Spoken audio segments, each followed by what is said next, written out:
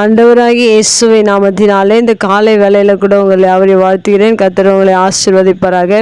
இந்த நாளிலே கூட லூக்கா எழுதின சுவிசேஷம் 9ஆம் அதிகாரம் 6ஆம் வசனத்தை கூட வாசித்து தியானிக்கலாம். அவர்கள் புறப்பட்டு போய் கிராமங்கள் தோறும் திரிந்து எங்கும் சுவிசேஷத்தை பிரசங்கித்து பிணியாளிகளை குணமாக்கினார்கள். மிக அருமையான வேதவசனம் இங்கு அவர்கள் என்று சொல்லப்பட்டிருக்கிறது. யாரை குறித்து இங்கே சொல்லப்பட்டிருக்கிறது? இயேசு கிறிஸ்து சீஷர்களை ஊழியத்திற்காக அவர்கள் ராஜ்யத்தின் சுவிசேஷத்தை பிரசங்கிப்பதற்காக அவர்களை அனுப்புகிறார்.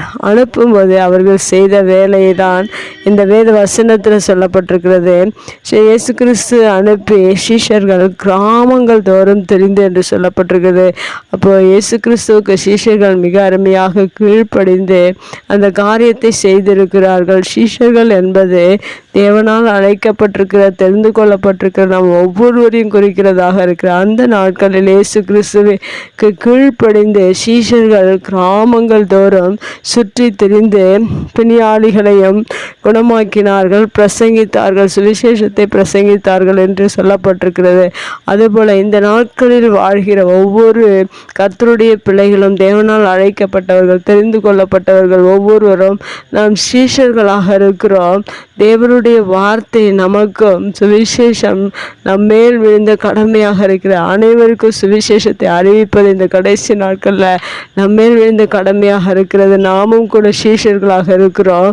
நாமும் அவர் சொல்லியிருக்கிற இந்த காரியத்தை அன்று சீஷர்கள் செய்தது போல இந்த கடைசி நாட்களில் வாழ்கிற நாம கூட கிராமங்கள் தோறும் சுற்றி திரிந்து எங்கும் சுவிசேஷத்தை பிரசங்கிக்கிறவர்களாக இருக்க வேண்டும். அடுத்ததாக பிணியாளிகளை குணமாக்குகிறவர்களாக இருக்க வேண்டும். இந்த 2 அதிகாரத்தையும் தேவன் சீஷர்களுக்கு கொடுத்திருக்கிறார். அதுபோல உங்களுக்கும் தேவன் எல்லா அதிகாரத்தையும் நமக்கும் தேவன் கொடுத்திருக்கிறார். நீங்களும் ஒவ்வொரு நாளிலும் இந்த கடைசி நாளில் தேவனை பற்றி அறியாத, ராஜ்யத்தின் சுவிசேஷத்தை பற்றி அறியாத அநேக மக்கள் உண்டு.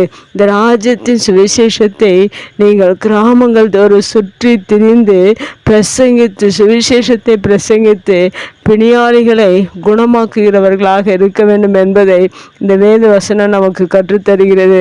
இந்த வேத வசனத்தை வாசிக்கிற, கேட்கிற நாம் ஒவ்வொருவரும் ஒவ்வொரு நாளிலும் கிராமங்களில் மக்கள் மத்தியில் சுவிசேஷத்தை அறிவிக்கிறவர்களாக, சுற்றி திரிகிறவர்களாக நாம் இருப்பது மிக அவசியமாக இருக்கிறது. இந்த வேத வசனத்தின்படி நாம் கீழ்ப்படிந்து இந்த கடைசி நாட்களில் ராஜ்யத்தினுடைய தேவ ராஜ்யத்தின் சுவிசேஷத்தை பிரசங்கித்து பிணியாளிகளை குணமாக்குவோம்.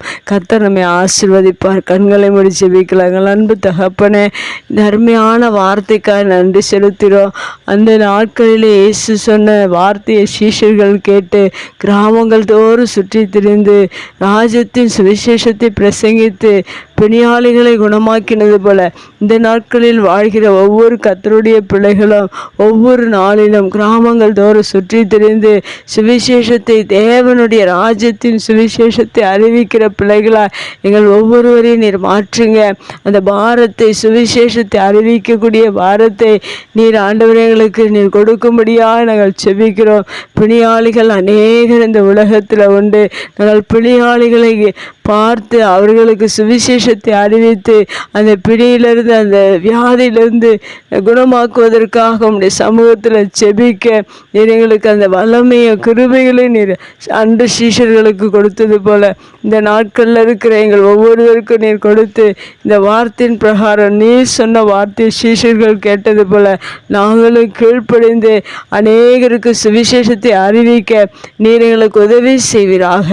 இந்த வார்த்தை கேட்கிற ஒவ்வொரு பிள்ளைகளுக்கு இந்த பாரத்தையும் இந்த ஞானத்தையும் நீர் கொடுத்து நீர் ஆசீர்வதிப்பீராக. இயேசுவின் நாமத்தில் ஜெபம் கேளும் நல்ல பிதாவே, ஆமேன்.